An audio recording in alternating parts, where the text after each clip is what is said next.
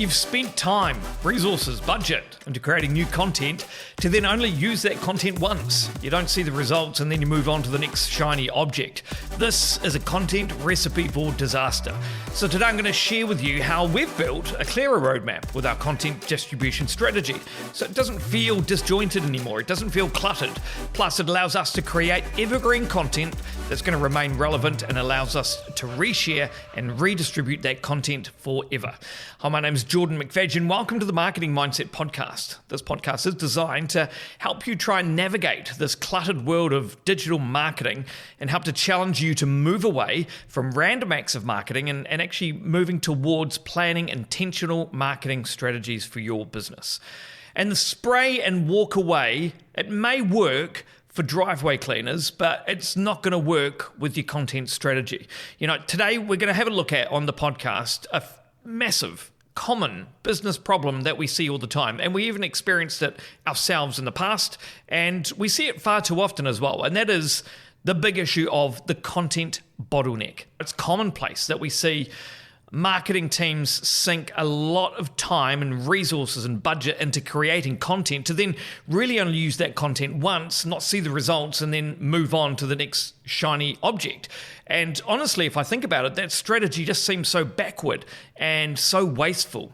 So today, what I want to do is I want to make an agreement with you today that this spray and walk away content strategy for your business, it ends today.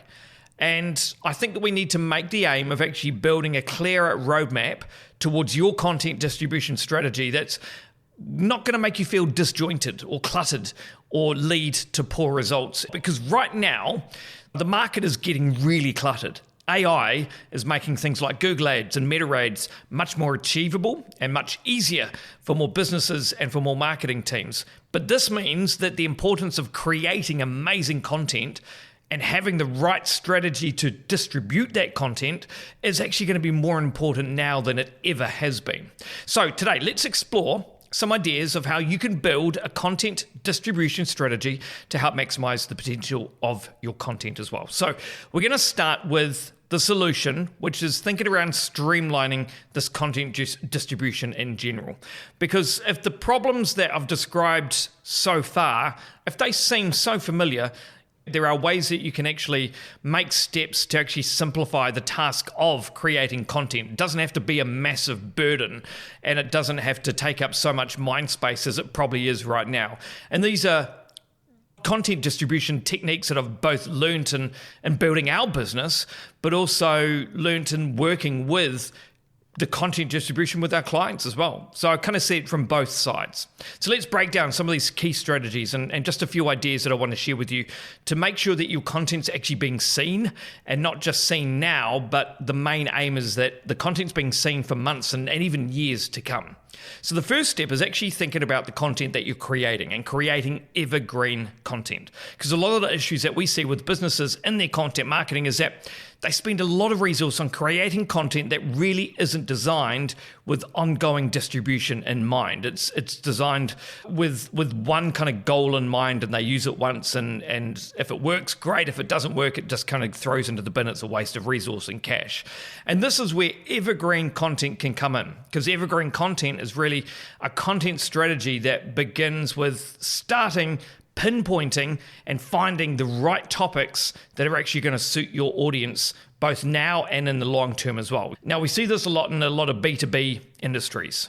Same with B2C as well, but more in B2B industries, that the type of content that we'll see there are based on subjects that form the foundation of like your industry knowledge, or they tackle problem solving directly related to your field.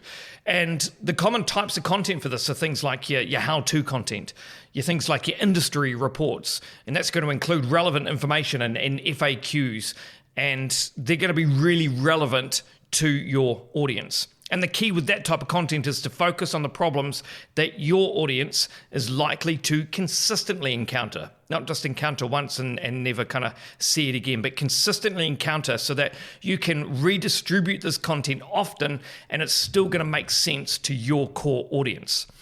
And once you've chosen your topics, make sure and ensure that the content you create isn't time bound as well. We need to think about how we can create content that doesn't include any time-specific data or based on any events that are relevant at that time that you're making it. Remember that the aim here is that you're wanting to build a resource that will be as useful in the future as it is now.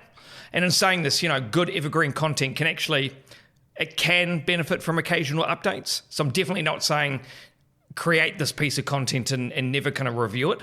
I would actually encourage that you do give it some occasional updates here and then. Things like trends change, new information becomes available, and new data and things like that. So updating your content really does help. Just ensure that it stays accurate and continues to actually provide value to your audience as well. So the focus now, we've got the evergreen content. So it's really about trying to build out content topics that don't require that constant rewrite or that constant re-record.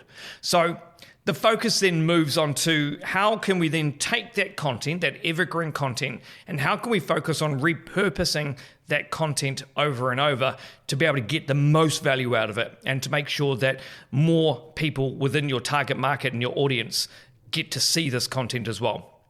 Because repurposing evergreen or even any of your content is just one of the major flaws that we see with businesses today.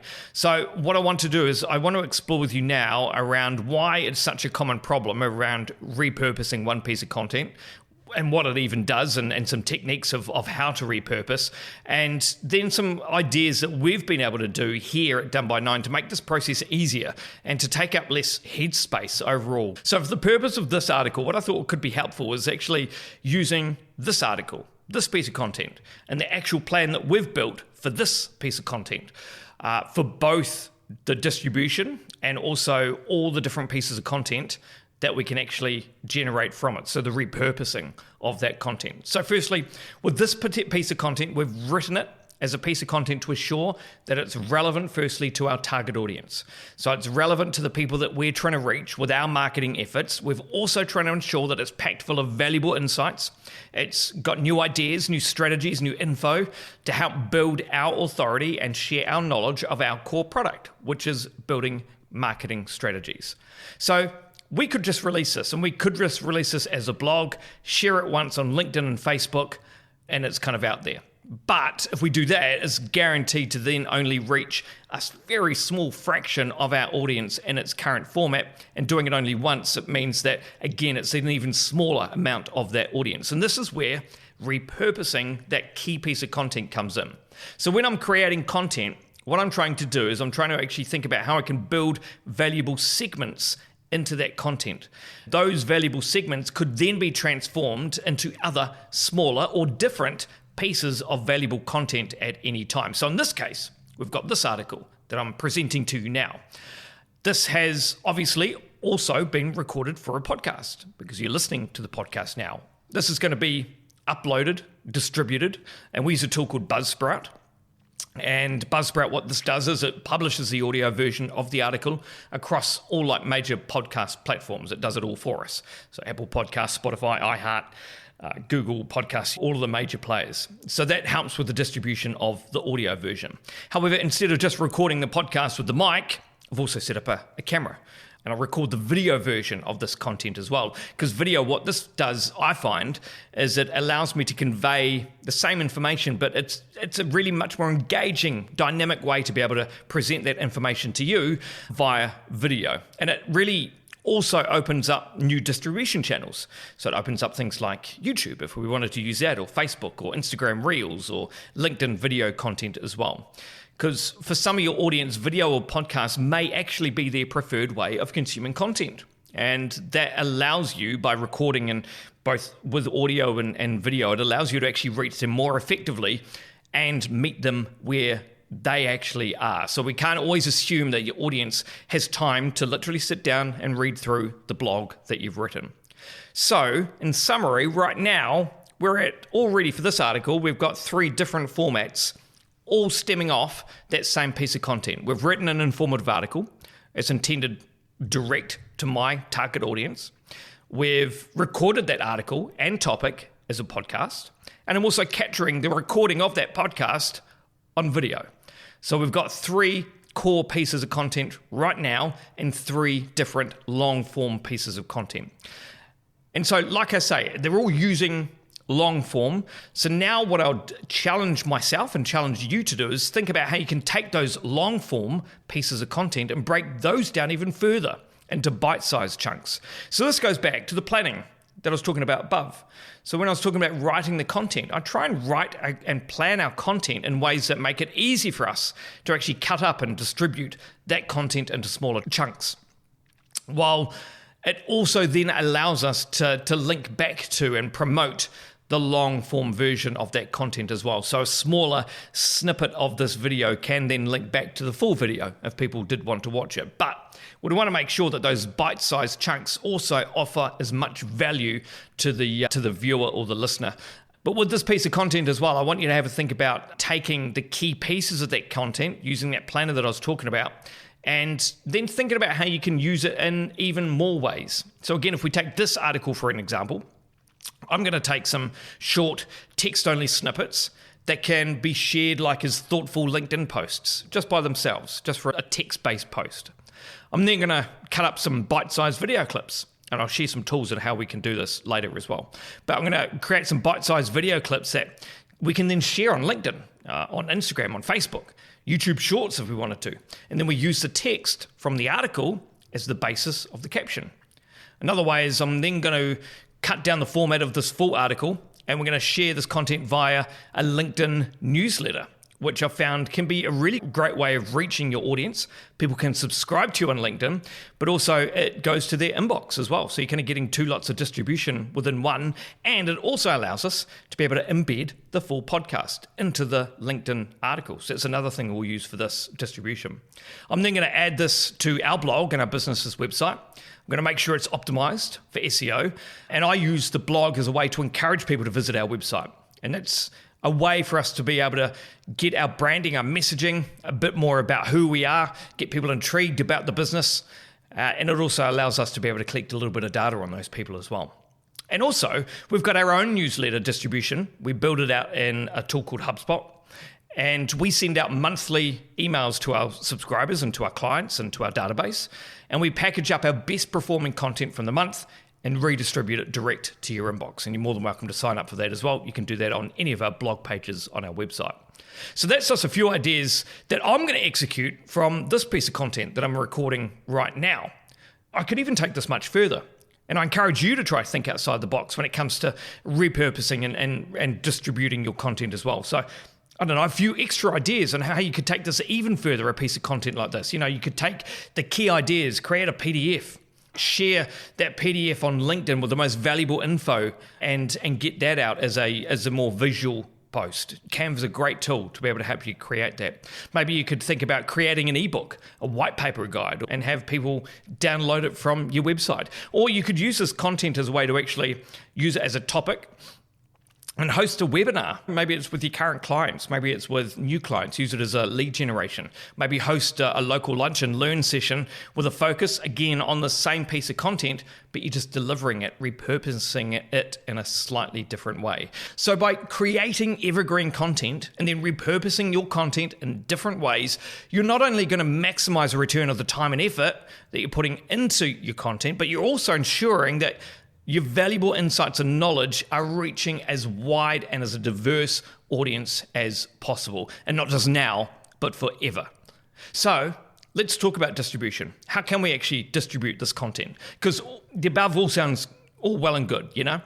But the question now becomes, you know, how the hell are we actually going to keep track of all this content? How are we going to distribute it like we've planned out above, especially if you don't have a marketing team like I've got very fortunate to have here. You know, I've got a marketing team behind me to be able to do this.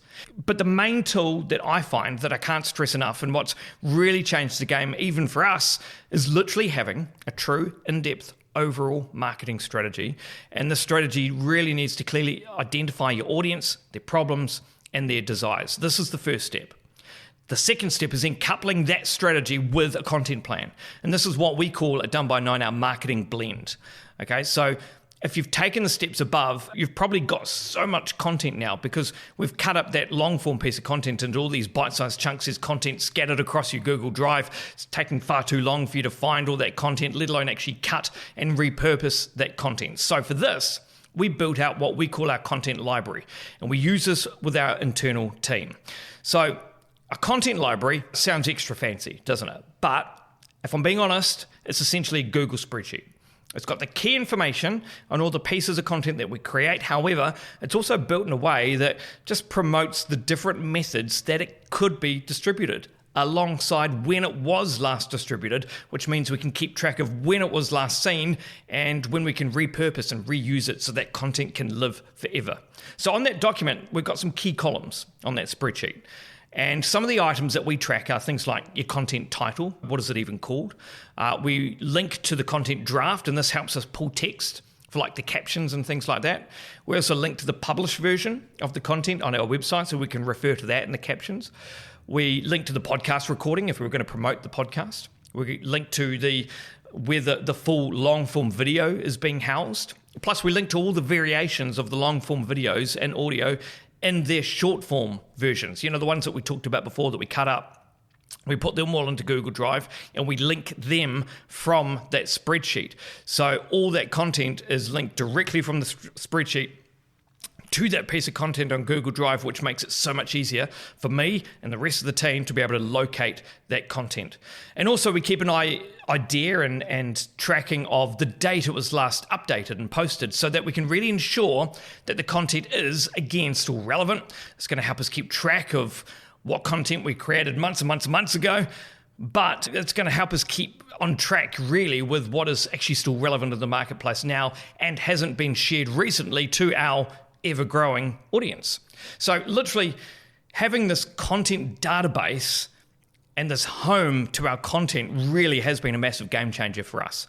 It did take a lot of hard work, but it's keeping the entire team on the same page. It's collating this home of where the content actually lives, and it's helping us free up, especially some headspace for me, when it comes to facing content blockages and helping us create and manage and curate our content marketing strategy over the long haul. So I've spoken a bit about some of the tools that we've been using.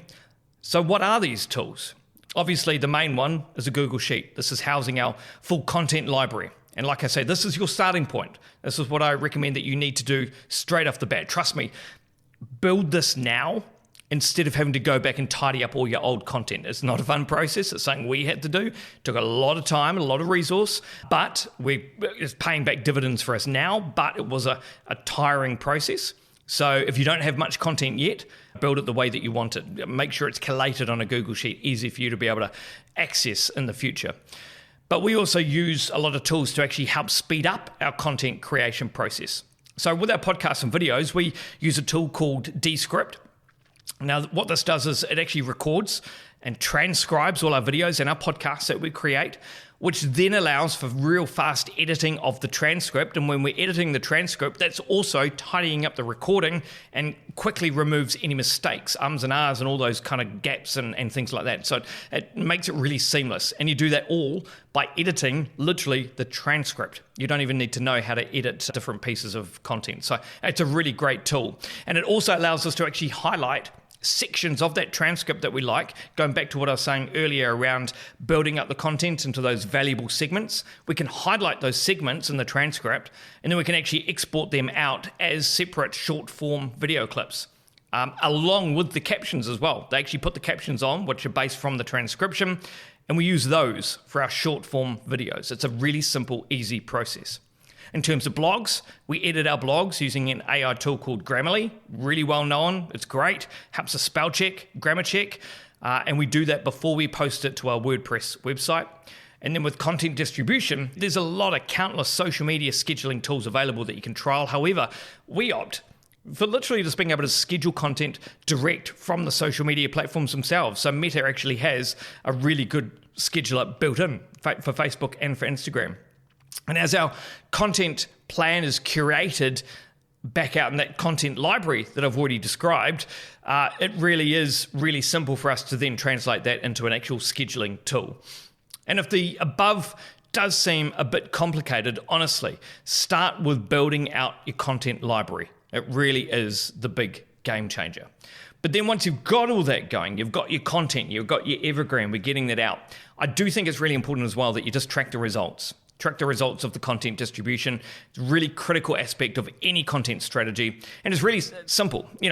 Without measuring, you're not going to know what's working or what's not. It's also going to help you build the base and the data around why you need to move away from this spray and walk away mentality that you may have right now. And one of the key benefits of actually tracking your distribution is that it's actually going to help you identify which channels are actually most effective for your audience as well. I've mentioned video on podcasts and blogs, but that could not be the same for you and your audience. And that goes back to your strategy, identifying who you're talking to, and then testing. Using those examples above again, we find that our audience engages with content on LinkedIn rather than Facebook, for example. We find that newsletter emails, they get much higher click-through rates than some social media posts. So we use that data to help curate our plan in the coming months as well. So for us, knowing this can actually help us then also better allocate our resources to the channels that are actually going to help us drive those results. And it actually really encourages us to try and find new ways to distribute that content, find new ways to communicate with our audience in a way that's actually meeting them where they are. And you'll actually also start to gain a real good insight into your audience. What type of content do they actually like? What topics are they interested in most? When are they most likely to even engage with your content? And this is going to help you inform not only your distribution strategy, but also the content creation strategy, building the evergreen content, which is what we touched on right at the top of this podcast as well. And over time, you're going to start to be able to see more accurate goals and build more accurate KPIs for your content distribution as well. And you'll be able to see what's achievable based on your past performance and allow you to set new targets for you and the rest of the team as well. So let's make this agreement. The spray and walk away content strategy for your business, it's going to end today. We're in an AI-driven world. Your content's becoming more and more important. Creating and implementing an effective content distribution strategy is getting even more critical. So challenge yourself. Create some evergreen content designed for ongoing relevance to your audience. Couple that with a clear repurposing strategy to maximize the potential and the reach of your content. And then build an efficient content distribution plan. And this is going to help you streamline this process with a content library. It's a hub where you're going to keep all your created content. And this is going to help you organize and distribute your content, not just once, but forever. And so I do really hope that this has been a helpful podcast to get you thinking around your content strategy. Are you creating content that is for the here and now? Or are you creating content that can be used for years and years or months to come? And that's what I really want you to think about, not only creating that content in the first place, but breaking it down into valuable segments to then be able to repurpose that content. Use some of the text from it on LinkedIn, break up some of the videos and use that as well, and just break up that content distribution plan. Get this piece of content that you've spent all this time writing and recording as seen by as many different people and as often as possible. And look, if you need advice about your content marketing strategy or your marketing strategy in general, obviously that's what we do best here at Done by 9. You can go along to our website, doneby9.com. If you look at the top, you'll see podcasts. You can see all the other articles that we've released, all the other episodes we've spoken about. I think we're up to about episode 26 or 27 or something like that. So a lot of content in there for you to be able to look over and read and listen to and watch. Plus, if you do actually want to get some one-on-one time with me and the rest of the team around your marketing strategy, you can go to our contact page or literally just go through our website. You'll see all the calls to action across there to be able to start and get in touch with me and the rest of the team. And we can sit down with you and share with you our content plan, how we organize our content and start to implement that within your business as well. So hopefully you've been able to get away some really key pieces of info. If you have any questions, feel free to reach out. Jordan@doneby9.com is my email address. We'll look forward to seeing you at the next episode of the Marketing Mindset Podcast.